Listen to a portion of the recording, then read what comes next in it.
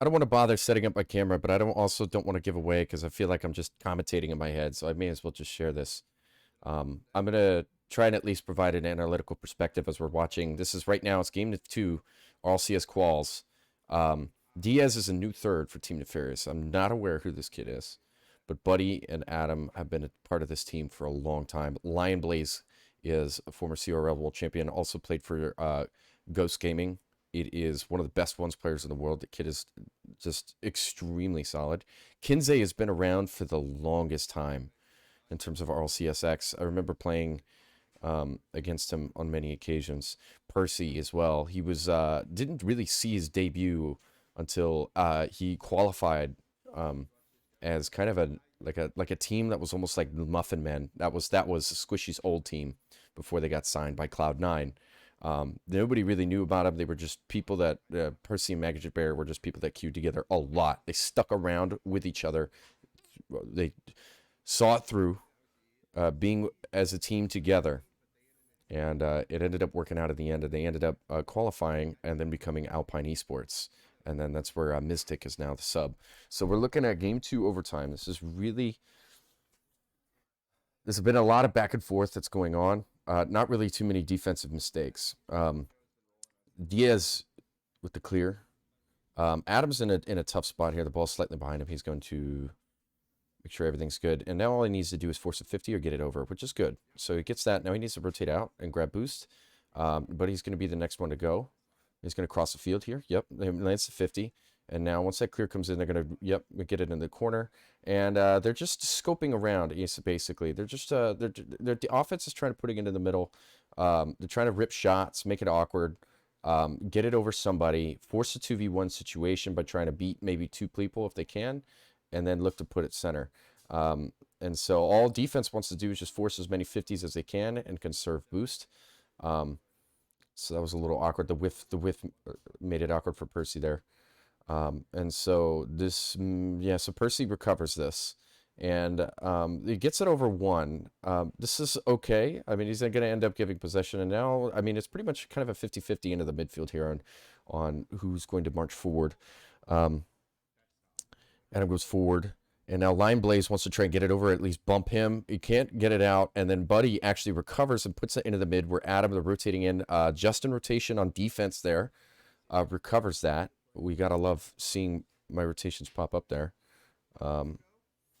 I put that stuff out there for you guys because this is all good stuff. Diaz with the recovery, that was really awkward. So I'm noticing a little bit of okay, Buddy almost out dribbled everybody. The double touch from Lion Blaze is going to basically even out the position there. So Adam pushes up a second, and this is where things can get really awkward right there, because if the ball goes over that first man, you really got to depend that your third man isn't stagnant back post in order to make that clear, and Diaz was able to recover that. So that's the one caveat in their positioning that I've noticed, and that's the kryptonite of the pushing out when you're second man. That's the kryptonite right there, is if you push out, kind of like what Adam did. Now, I don't see him. He typically is a person that is really, really attentive midfield. The fake here, all Buddy has to do is get it over 1 or at least fake it, that they ended up recovering. So now he's second here. Adam is going to cut because he's low boost. It's an extremely good read, so that way they're not able to march the ball forward. Now we keep it in their half. Lion Blaze with the recovery off the wall. This is really going back and forth. Diaz is going to be able to hit this slow into the corner. He needs to force his 50 and makes the whiff. Buddy is able to recover that twice. So he was able to completely, he's going to equalize this position right here. Kinsey has no shot. Diaz with the clear into the center. And now we're looking at pretty much an equals position back again. That was really awkward. There was a lot of pressure that was going on there. He needs to hit at least 3 pads. Diaz is kind of getting a little lost. Almost hits the angle. Okay, Buddy's looking center, but Adam doesn't have any boost. Okay, he's almost able to get it over him. Now he needs to rotate out on pads. Just relax. Buddy nails that. Yep. So he forces the clear into Adam. And now Adam was looking for the 50-50. Maybe can go to it over Percy. It's a really difficult position to get it over that defender there. And now you just rotate out and you be really calm. Now this is where you can get your footing on offense and just start to really do your thing. That cut there from Buddy is really deadly. Defenders can't really see that, but at this level, they're usually expecting it. Now, at lower levels, you're normally going to get a lot of people who are going to dive at that, and you're looking at a 2v3 position. It's those small caveats that really make these teams really difficult to play against. They really know what's the ins and outs of this position. Adam's in a weird spot because of no boost, so he opts to jump to cover the angle there, but they don't end up getting it. Now he's just going to stuff it into the corner. For Kinsey had his ball back to the ball, so they're able to move forward. This is now awkward. They have to hit this clear. Diaz with the miscommunication. I hope that, oh no, the bump is coming in. Buddy able to scrap that. That was a small 2v1 position. So far, I'm seeing some very small mistakes, nuanced mistakes from Diaz, and Buddy and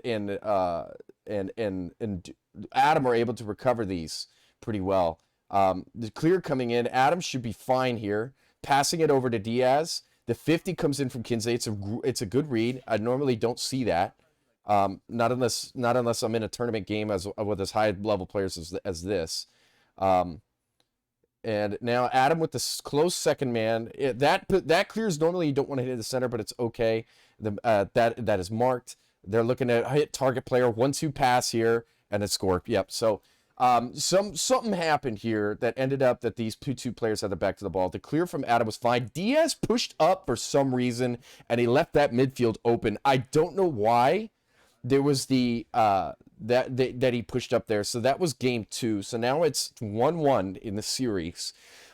Diaz as your third man, you really need to stay back. Why? I think either he shit flipped. I'm going to assume he didn't shit flip right here just for educational purposes. But if you shit flip there and you move forward, then you're not able to, right? Because the position is normally, if you're moving forward, you have second man and then you have third man. And this guy's looking to cut the field if he can, or rotate around if the ball goes over the second man. And since he marked that position now, he had us back to the ball, looking for Diaz to make the turn, and he wasn't there to be able to scrap that midfield pass coming in. So basically, the ball got exploited behind the second man, and there was nobody to mark it, and they ended up hitting the target player 1-2 pass. It's a very simple play at that point. So I'm seeing some stuff where there's miscommunication and kind of a coin flip on whether or not what's happening between the second man and the third man and the responsibilities on how to handle that. That kickoff was, that's a really good save. That's a good save from Diaz. Moving back into the Octane. I believe he was in the Fennec. So, okay. So now we're in equal footing. Buddy, I don't really like that, to be honest. I love Buddy. I don't really like that rotation he did. This is a really good slow the play. Try to get it past the first and second man. That's what you're trying to do and create these positions. A lot of these coaches will say 1v1s are the name of the game. No, it's dispositions. You're trying to beat 1-2 men at the same time, so that way you can force a 2v3, and that opens up space, and then you want to exploit that space by hitting the target man and looking for a 1-2 play. It's relatively simple once you see it. There's set plays. There's only a very, very finite amount. It's not like soccer where you have 11 players and winning space and all these different things and all these different nuanced things to train people on. You just have just very set situational circumstances in which it's either A or B.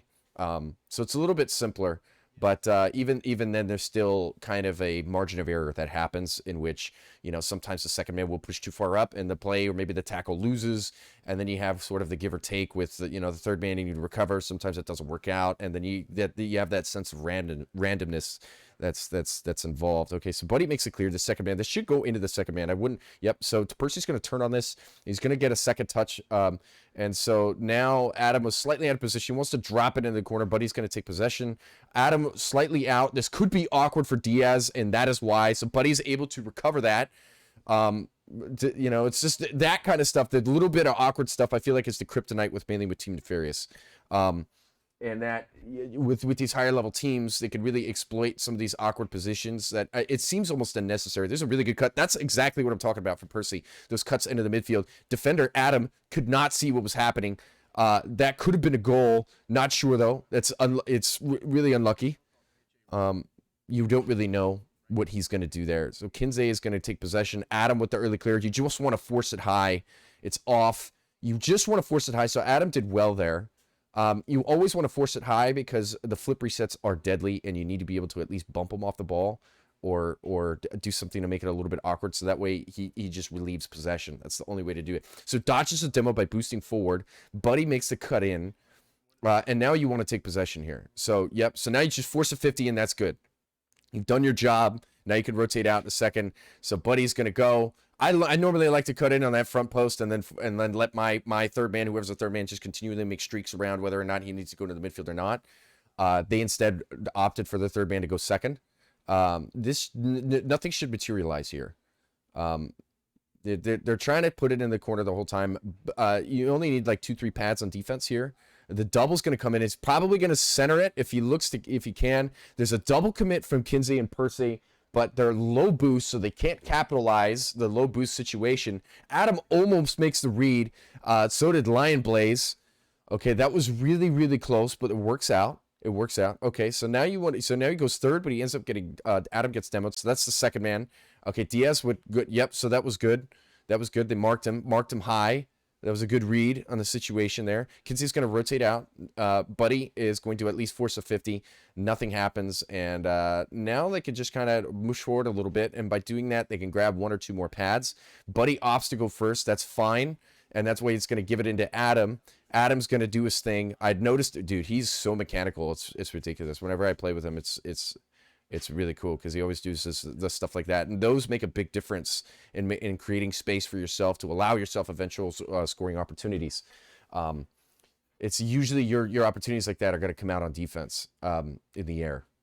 So now he's third, and he's going to wait. It's probably going to go into him. Yep. So he makes it clear. Diaz can't do anything out of this, and there's usually somebody marking that. He's going to look to center this possible shot. Doesn't quite get it. It was actually a miss. He wanted to put it top shelf.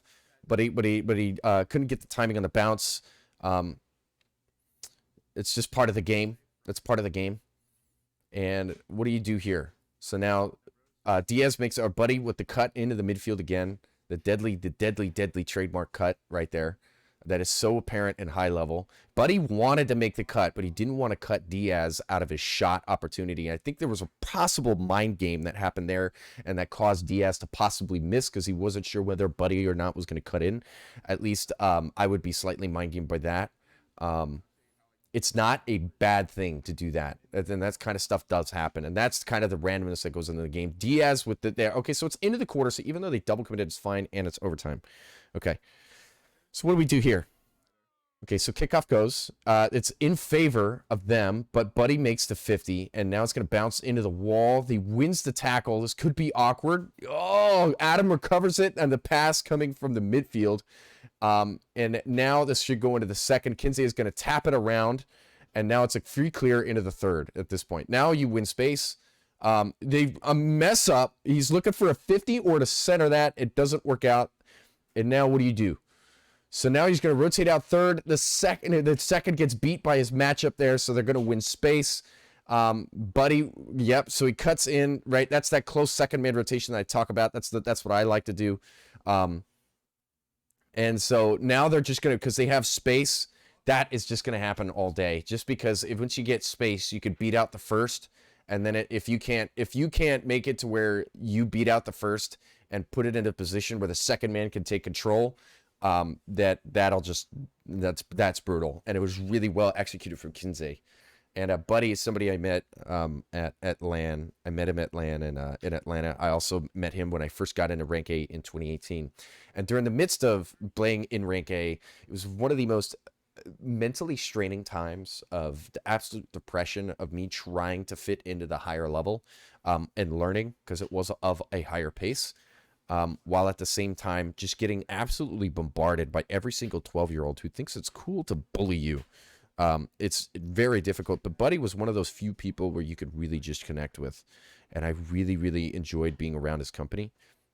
Especially always kind of wanted to be on his team. I just, I couldn't see it. I'd eventually just retired. Oh my God. Yeah. So Adam had us back to the ball. He came off his line somewhere. So right when he's cutting in there, yeah, so as soon as he had to dodge the demo. It's just unfortunate because it's a little mini 2v1 there. I would have to go into a replay to see just exactly what went down there that caused them to enter that situation. That should never be. That there's a defensive error that happened there for that to happen. So now Diaz makes it clear, looking for a double. But Betty makes it so Kinsey can't touch that ball, believe it or not. He has to put his back to it because that man cutting in, Buddy, that was there, is usually always going to beat him. Diaz with the whiff. Okay. So now they're going to hit that. Yeah, so nobody's really cutting into the midfield. There's no mid. Yeah, so when you're. Oh, what a read from Adam. That was really awkward. That was a very Monka-esque position. Diaz possibly with the beat on 2. Buddy has to respect them on second man. As offense, I would usually say you always give defense the benefit of the doubt. Just because if you get beat there, that's a big deal. You're out of the play. You're forcing your teammates in bad positions. So it's better to just wait for them to make the mistakes. And then when it's obvious, then go for it. And it's kind of a 50-50 draw in which you're going to miss some goals, but you're also going to, it feels like you're giving away a lot of goals just because you're like, well, if I would have pushed up, I would have been there. And then that leads to the kryptonite of most players where they want to push up too far rather than letting the ball come to the end of them and playing the play as they should. That's one big caveat that a lot of players don't understand. So he's going to rotate, take Buddy's position. There was an upper 90 shot. It's not going to materialize. There's too many players in net, and they each have about 2 pads here. So you want to look for some kind of opening in the midfield here. Diaz with the cut in, looks to beat out a player. This is not a goal. Buddy's going to be able to get possession of that and force the 50. So now offense is just trying to beat as many men as they can to create another disposition. Percy is going to beat Diaz, but he's going to nail it against the wall in such a way where it's pretty much covered by defense. Buddy with the really good control. The dodge on the demo plus the 50 is well done. They're stealing boost. Now they're just completely zero. Adam is gonna be able to hit this forward, looking for the target man, which is Buddy there, but it was covered by Kinsey. Passing it off here, but Percy was marked it. Is just not much that the Nefarious can do in terms of how M80 is really covering their defense here. And I feel like Diaz here is really he's choking. Like I'm gonna put this plainly, and I mean this all with love here. It's a very high pressure situation. It's very difficult with players that don't really have too much experience, which I'm not aware who Diaz is with these people. I hope it's not Jay Wiz, and I'm eating my own words right now. But I'm just noticing some very small, minute mistakes that may be causing a detriment to the players like that right there. That was the fault of the first man. Okay, so he got bumped, and Diaz made the misread, and then Lion Blaze was able to stow it into the right side here. So it's another issue where the first man should have been able to. There was a micro error that caused the first man to not be able to mark that ball in such a way where he's able to give the ball into the second, and then as a result, they end up getting scored on. So I'm really rooting for Team Nefarious here. They're probably going to end up in 3 goals is a lot. 3 goals is a lot. The game is not over, but it's a double demo here and a shot. Yep. Okay. So it's just really well read. Okay. So 4-0. So we're probably looking at giving up this game. Honestly, this would be a forfeit angle. Lucian, what's Hello, up? Mother, how are you? What's shaking, Bacon? Welcome to my stream. Mother, Team Nefarious did not win that first series. What do you think I should do, Mother? Tell us who we are facing. I really, that breaks my heart, man. Okay, but we'll watch the Dignitas at least. Okay, so Astro was somebody that was really solid during the time of RLRS back when that was around in 2018. This is an old 0-2 own. Is like, Driaz, I've never really thought that he's a good player, if I'm going to be honest. Anytime I would play with him, he was just really quick, but I felt like he was just okay at best. He was just mid. He just stuck with it and put a lot of hours in the game. Like 14, it was kind of a natural. 14 hours a day, pretty much. And that's what most of these players do in order to get to where they're at. And unless you sell your... Yeah. Okay, they almost scored there. That was a hell of a touch. Yeah, but unless you put in 14 hours a day, you're really not going to be able to compete with these guys. It's just too difficult. It's too difficult. Just because there's a lot of things to learn. But I would also argue that in the same way, you can get away with doing half or a quarter of that as long as you practice right, which means that you're in good scrims. But in order to do that, you need it's kind of a it's this is where higher level teams kind of have a competitive advantage, just because they have access to team managers, they have access to the resources available for them to be with good teams, so they can really get so that way they can really get good practice in. That's a big deal. It's a big deal, you know, to be able to get that, because then you can avoid ranked, not be with the complete fucking idiots that are inflating the elo. You know, Tool there with the close rotation in second man, a lot of people think that's a staple here, but I mean, his best angle was right there to that wall. This is why I don't recommend doing that and pushing up close when you're second man. You're really just there to mark, just in case the second man whiffs, right? But why I recommend playing wide there is just because when you're second, that's a hell of a read from Tool. Why I recommend playing wide when you're second is just because you want to be there to pass it into the third, and that's where your goals are going to score. Because, I mean, even if you drop it to the second man, the guy's going to have a very tight angle to the goal. I can't believe that's actually a goal. But guys are going to have a really tight angle to the goal, in which that if they just have a second that's marking their defensive second, you know, even just playing close and being able to play close, and just because you're acting fast, it don't mean shit. Just because their guy that's playing the defense that is playing the second man on the front post, that's where you're shooting. They're just going to be able to cover it. It's not going to do anything. So, you know, I feel like casters, in a lot of ways, I'm gonna be a big player here. They don't really know the game too much. They're good at casting and they're good at commentating, but they don't really know too much of the game to be able to offer really a competitive analysis. Except Turtle. Turtle was actually a former player for Genesis back then. Wavepunk is always really fun. I like Wavepunk. We could deal with him. Turtle and Corelli is also a pretty good player, so I don't mind him. Alex sent me a smiley face. I'm going to go off camera to y'all. I hope this actually was a massive help. I love you all. Hope this helped you. Much love. Peace.